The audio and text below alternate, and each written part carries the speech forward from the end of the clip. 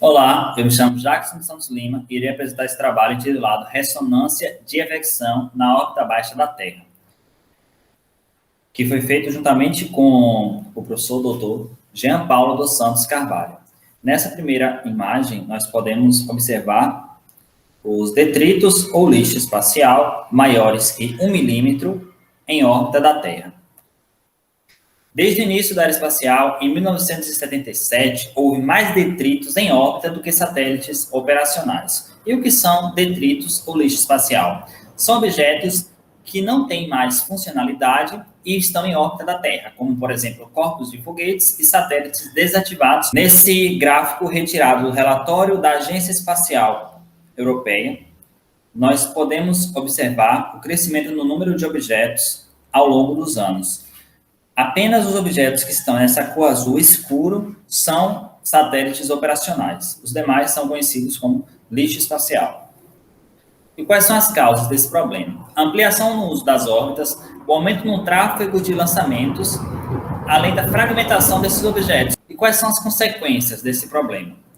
O efeito Kessler foi postulado em 1978 e prediz que, se nada for feito, nuvens de detritos podem ser geradas a partir desse lixo espacial e que inutilizará órbitas na trajetória dessas nuvens e destruindo todos os satélites em sua trajetória. Como, por exemplo, nós trouxemos essa imagem que mostra a perfuração em um braço robótico da Estação Espacial Internacional causada por um pequeno fragmento de detrito espacial. Nesse trabalho também utilizamos o conceito de vela solar, que é um objeto com uma grande área em relação à sua massa, que gera movimento a partir da incidência da luz solar em sua superfície. Nesse trabalho também iremos trabalhar com o conceito de ressonância de evecção, que é denotada por essa equação. Psi é igual à taxa de variação da longitude do nó ascendente, mais a taxa de variação do argumento do perigeu, menos a taxa de variação da longitude média do Sol,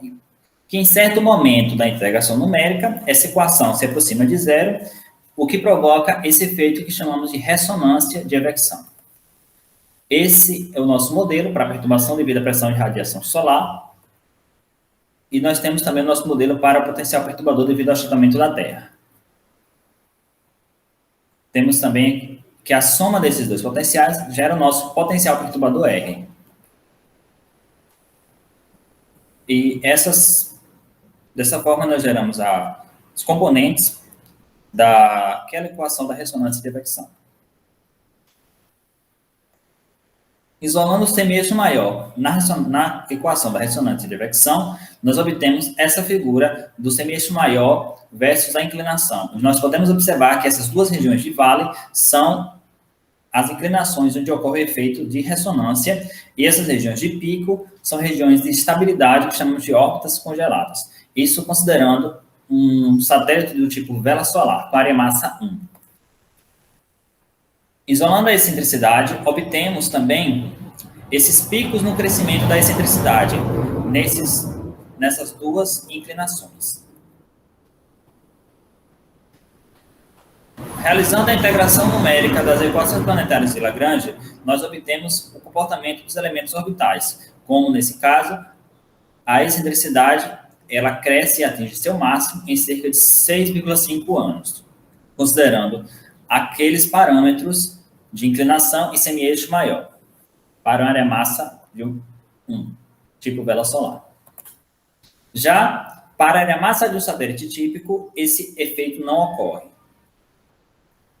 Da mesma forma, o raio do perigeu, em cerca de 4,7 anos, atinge a altitude considerada da superfície do planeta Terra. Isso não ocorre para um satélite com área-massa típica.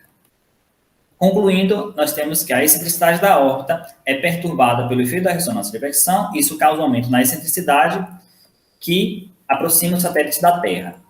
E a pressão de radiação solar potencializa esse efeito de ressonância para objetos com grande razão área-massa. E dessa forma nós podemos utilizar o efeito da ressonância de evecção para provocar a reentrada de satélites no final de sua vida útil. E esse efeito se mostra promissor para a órbita baixa da Terra. Nossas referências. E os autores agradecem ao PIBIC da UFRB pelo apoio. Obrigado a todos.